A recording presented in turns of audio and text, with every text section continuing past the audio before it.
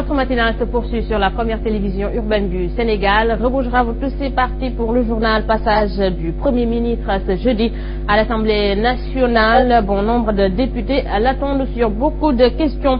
C'est le cas en tout cas de Mamadou Diagne Fada qui déplore l'irrégularité de Mohamed Boun Abdallah Dionne à l'hémicycle.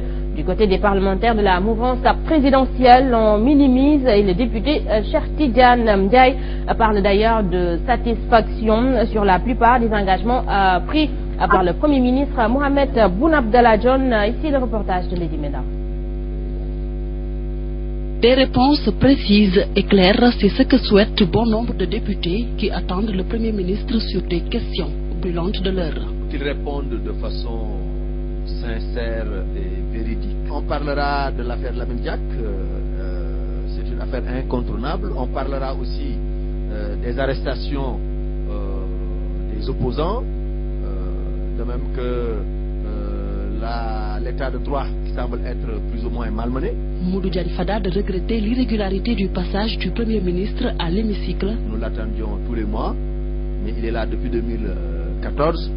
Mais je crois que c'est la troisième fois qu'il vient à l'Assemblée nationale. Et cela n'est pas conforme à la promesse faite aux députés lors de sa déclaration politique générale. Aujourd'hui, Boun Abdallah Dionne est à sa troisième rencontre avec les députés. Pour Mamadou Diagne Fada, beaucoup d'engagements pris n'ont pas été respectés. Du côté de son collègue de la mouvance présidentielle, c'est la satisfaction. Si on faisait le bilan de ces passages, on voit qu'il n'y a pas un très fort taux de respect des promesses. Vous avez vu l'épreuve de l'agriculture, ce qui se passe dans l'agriculture. Cette année, le gouvernement a mis beaucoup de moyens. Vous avez vu aussi la relance des ICS, par exemple. Le parlementaire Cheikh Tidiane Ndiaye se dit d'ailleurs convaincu que le Premier ministre sera à l'aise devant les députés. Il en veut pour preuve les nombreuses performances de son gouvernement. Lady Menda ou Mamadou Diagne Fada va plus loin en préconisant un comité de suivi des questions d'actualité pour évaluer les engagements pris par le Premier ministre. Et le député soutient d'ailleurs que beaucoup de promesses de Mohamed Boun Abdallah Dionne n'ont pas été respectées. Il en vaut pour preuve la situation actuelle de la SUNEOR. Ici les propos de Mamadou Diagne Fada. SUNEOR, nous avons assisté plutôt à une situation beaucoup plus confuse. De même, je crois que la situation s'est même empirée. Et ce n'était pas assez conforme à ce qu'il nous avait dit quand il était venu nous rencontrer.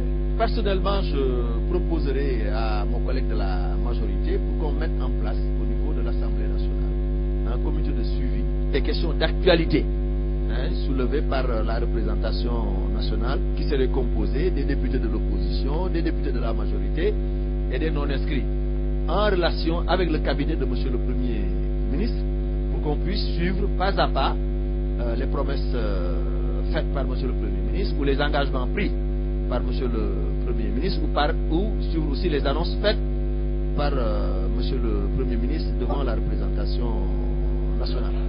Le Parti socialiste approuve la décision du chef de l'État de réduire son mandat en cours de 5 ans à 5 ans plus tôt. Il encourage surtout le chef de l'État à adopter une démarche inclusive pour un consensus autour de la constitution. Le secrétariat exécutif national du Parti socialiste en réunion hier a exhorté les différents segments de la formation socialiste à engager la réflexion autour des propositions des réformes constitutionnelles. Certainement, vous avez suivi les explications d'Abdoulaye Wilane, porte-parole du Parti socialiste dans nos éditions précédentes.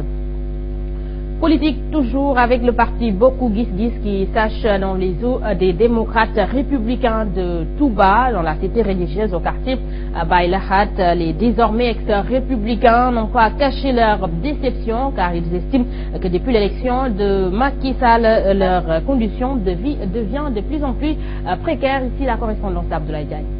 Kër Baye Lahat, dans ce quartier périphérique de Touba, tout est priorité, dirait-on.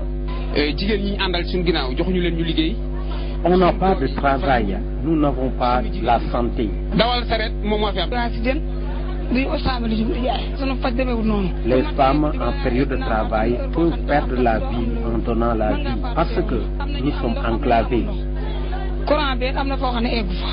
Déçus, disent-ils, du régime de Macky Sall, ils regrettent d'avoir participé à son élection.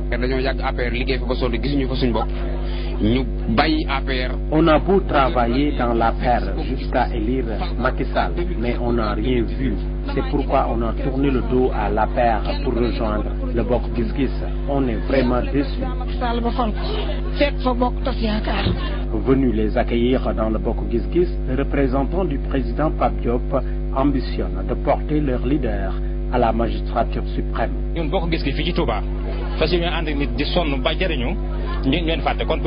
Nous allons tout faire pour aider ces populations. Le Bokk Gis Gis à Touba n'a jamais l'intention de trahir ses militants. C'est un parti de reconnaissance, raison pour laquelle ces libéraux et ces républicains ont déposé leur coalition chez nous. Ainsi, pour ne pas être surpris, à l'heure de la prochaine présidentielle, le Bokk Gis Gis se déploie dans la cité religieuse de Touba, véritable grenier électoral.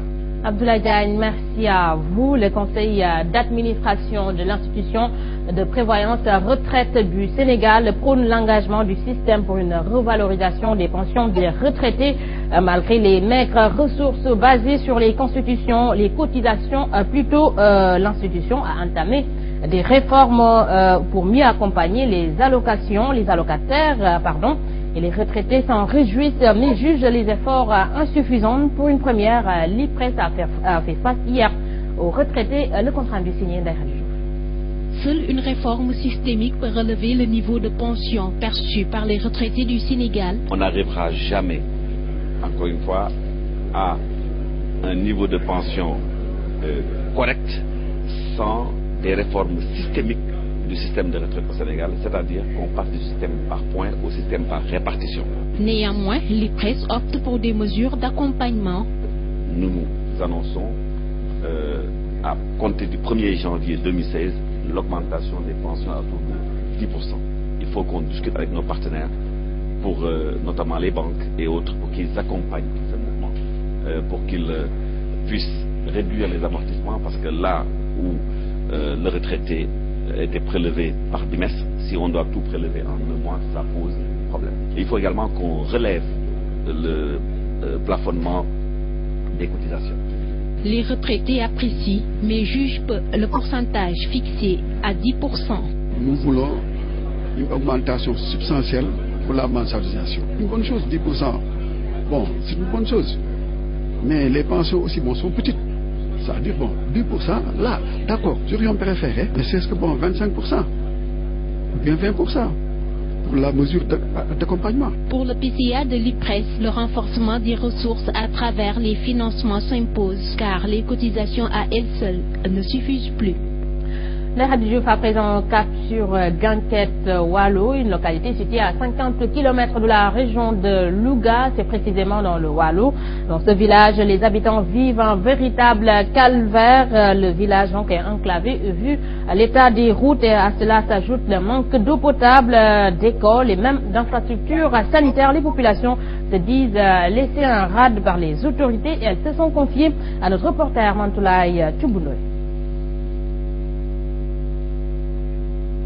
Voilà, toutes nos excuses, donc un élément à suivre certainement dans nos prochaines éditions. Et puis nous parlons de l'actualité internationale, menace terroriste. La France a mis en garde le Sénégal et la Côte d'Ivoire sur l'existence de menaces d'attaques terroristes réelles que des militants islamistes pourraient perpétrer sur leur territoire. C'est en tout cas ce que révèle le magazine Bloomberg et le Mali and Guardian. Des journaux anglais. Le Sénégal et la Côte d'Ivoire auraient été pris effet de renseignements précis fournis au gouvernement des 2 États sur les méthodes que les djihadistes entendent mettre en œuvre.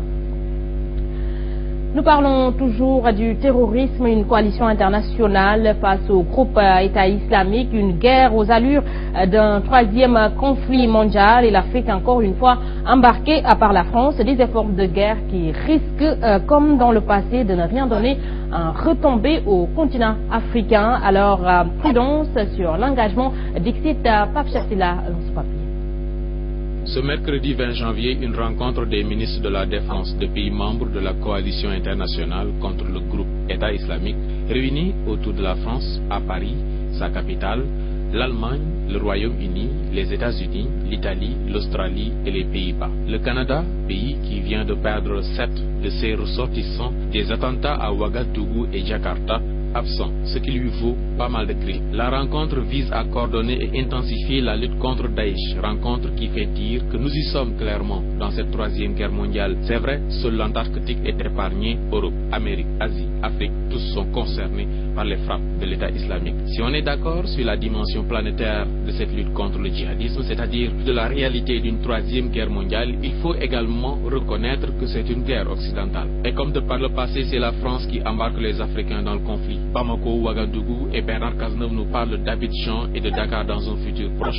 Mais comme en 14-18, comme également en 1945, nous autres Africains, nous n'avons rien à y gagner et presque tout à y perdre. Il faut alors bien réfléchir sur un engagement de nos États aux côtés des Occidentaux, non aux côtés de la France. Les priorités sont ailleurs. C'est la guerre contre l'ignorance, c'est la guerre contre la faim, c'est la guerre contre des maladies comme Ebola et le sida, c'est la guerre contre la corruption. Vigilance certes, mais pas cet agenda qui nous ramène au quotidien Daesh et ses attentats et qui a fini d'installer la peur chez nos populations.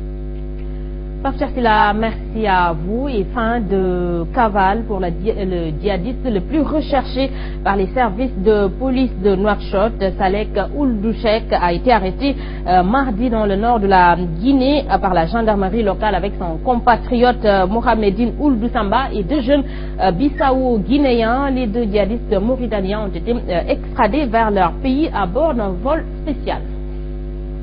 Voilà, messieurs, dames, c'est ici que se referme ce journal. À vous tous, merci d'avoir suivi. Merci à toute l'équipe technique et l'équipe rédactionnelle qui ont participé à la réalisation. L'info en continue sur la première télévision urbaine du Sénégal, 7h30, Mamba India. Ahmed Edara vous retrouve, c'est bien sûr pour la revue des titres en Wolof, 7h45, c'est le journal.